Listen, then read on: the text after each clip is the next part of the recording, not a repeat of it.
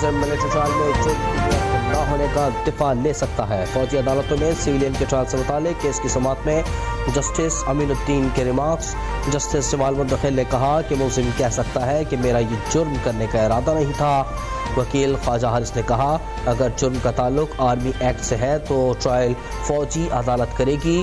جرم کے گٹھ جوڑ سے کیا مراد ہے؟ عدالت کا وزارت دفاع کے وکیل سے سوال. گٹھ جوڑ سے مراد جرم کا تعلق آرمی ایکٹ سے ہے. وکیل کا جواب کیا سانحہ اے پی ایس میں گٹھ جوڑ موجود تھا؟ جسٹس جمال مدخل کا استفسار گٹھ جوڑ بالکل موجود تھا. وکیل کا جواب گٹھ جوڑ اور آرمی ایکٹ کے ہوتے ہوئے بھی فوجی عدالت میں ٹرائل کیوں نہیں ہوا؟ آئینی بینچ نے سوال اٹھا دیا.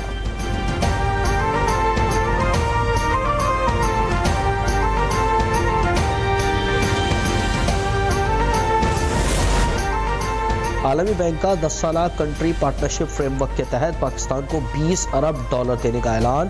وزیر اعظم شہباز شریف کا خیر مقدم. کہتے ہیں کہ army chief general Asim Munir اور اپنے ساتھیوں کی کاوشوں کی دل کی گہرائیوں سے تعریف کرتا ہوں.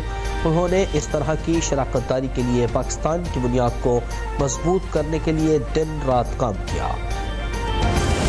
کل مذاکرات کے ہو رہے ہیں انشاءاللہ تعالیٰ اور کل تھرڈ سیشن ہوگا ہمارا.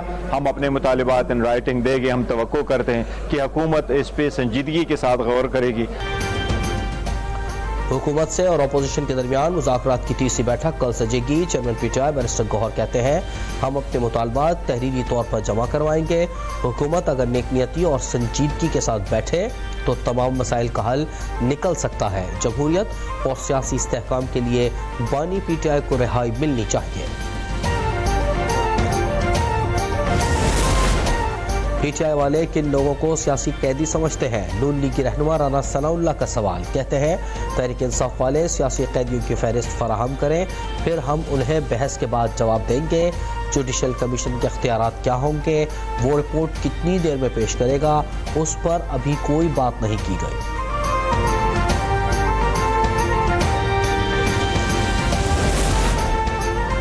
22 دن گزرنے کے باوجود پی ٹی آئی نے مطالبات تحریری طور پر نہیں دیے. اس میں ہمارا قصور نہیں. لیگی سینیٹر عرفان صدیقی کی تنقید. کہا نکات سامنے آئیں گے تو اتحادی جماعتوں سے مشاورت ہوگی. ایسا نہیں ہو سکتا کہ خط ایک دن آیا اور اسی دن خط کا جواب دے دیا. حکومت اور تحریک انصاف کے درمیان مذاکرات میں کچھ نظر نہیں آ رہا. معاملہ حل ہوتا دکھائی نہیں دے رہا. بند کمروں کے بجائے پارلیمنٹ میں بیٹھ کر مذاکرات کریں. سربراہ JUI مولانا فضل الرحمان کا مشورہ. تقریب سے خطاب میں کہا کہ نیشنل ایکشن پلان دینی مدارس کو بدنام کرنے کے لیے وجود میں لایا گیا. مدارس نہ ہوتے تو نظریہ پاکستان اب تک دفن ہو چکا ہوتا.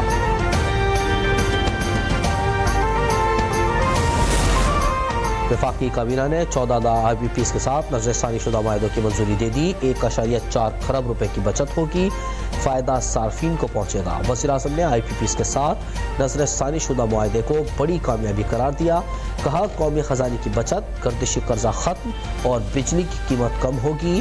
3000 میگا واٹ کا ہدف حاصل کر لیا. مزید بڑی کمپنیوں سے کیپیسٹی چارجز کے معاملے پر بات چل رہی ہے. سرکاری پاور جنریشن کمپنیوں کو ڈالرز میں کیپیسٹی پیمنٹ ہونے پر حیرت کا اظہار. کراچی کے بجلی صارفین کے لیے اچھی خبر. فی یونٹ بجلی 4.98 روپے سستی ہونے کا امکان. قیمت میں کمی سے متعلق کے الیکٹرک کی درخواست پر سماعت آج ہوگی. کے الیکٹرک نے درخواست نومبر کے FCA قیمت میں دائر کر رکھی ہے. منظوری کی صورت میں کراچی کے صارفین کو 7 ارب 17 کروڑ کا ریلیف ملے گا.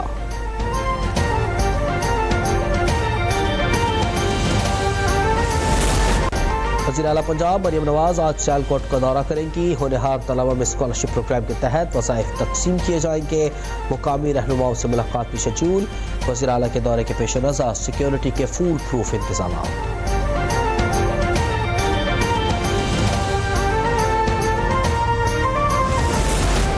حکومت سندھ فنون لطیفہ کے فروغ کے لیے کوشاں. مقامی ٹیلنٹ کے فروغ کے لیے فنکاروں ڈرامہ نگاروں کی حوصلہ افزائی کا فیصلہ.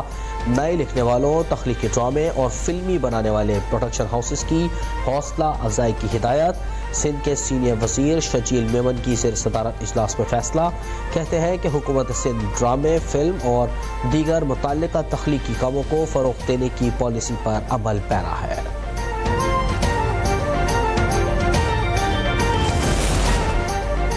ضلع کرم کے لیے شیخ اور انوش کا دوسرا قافلہ پارا چنار پہنچ گیا. 45 مال بردار گاڑیوں پر مشتمل قافلے میں آٹا، گھی، چینی اور روزمرہ کی اشیاء سمیت تاجروں کا سامان شامل.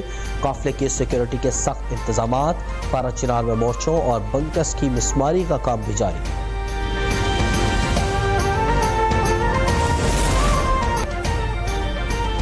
کراچی میں مبینہ طور پر اغوا کیے جانے والے بچے کا تاحال پتہ نہ چل سکا.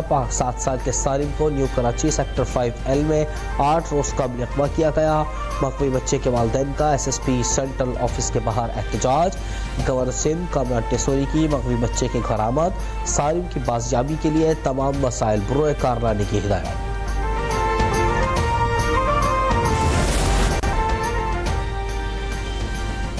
ملک بھر میں شدید سردی کا راج برقرار. بالائی علاقوں میں برف باری سے ٹھنڈ بڑھ گئی. کراچی میں سرد ہواؤں نے ڈیرے ڈال دیے. پنجاب کے بیشتر شہروں میں فضائی آلودگی برقرار. ملتان میں شدید دھند کے باعث M5 موٹر وے پر ٹریفک معطل. رشقی سے سوابی تک موٹر وے پر بھی گاڑیوں کا داخلہ بند.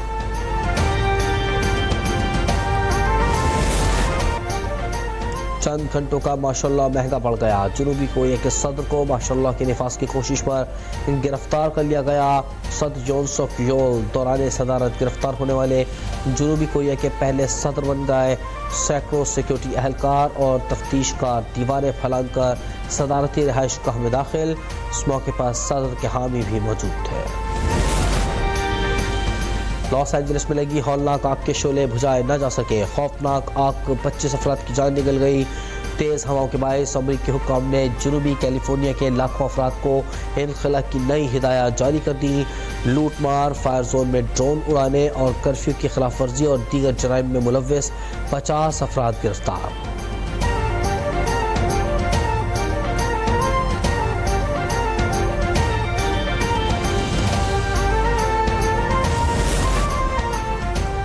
پاکستانی نژاد ڈاکٹرز کا جذبہ اظہار ہمدردی. لاس اینجلس میں آتش زدگی سے متاثرہ افراد کو اپنی خدمات پیش کرتی. پاکستانی نژاد طبی ماہرین کی ٹیم ہیلتھ کیمپ قائم کرے گی.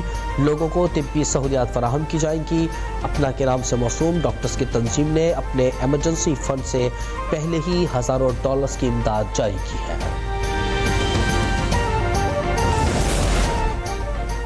ملتان میں ٹیسٹ کرکٹ کا میدان سجنے کو تیار. پاکستان اور ویسٹ انڈیز کے درمیان پہلا ٹیسٹ 17 جنوری سے شروع ہوگا. قومی ٹیم کی ملتان اسٹیڈیم میں پریکٹس. ویسٹ انڈیز ٹیم نے آج آرام کیا.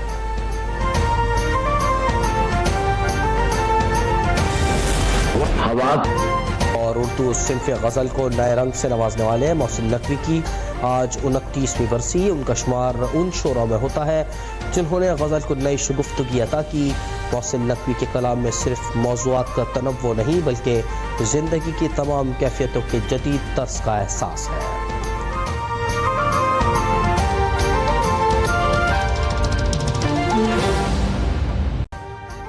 ابھی سبسکرائب کریں تاکہ کوئی خبر رہ نہ جائے.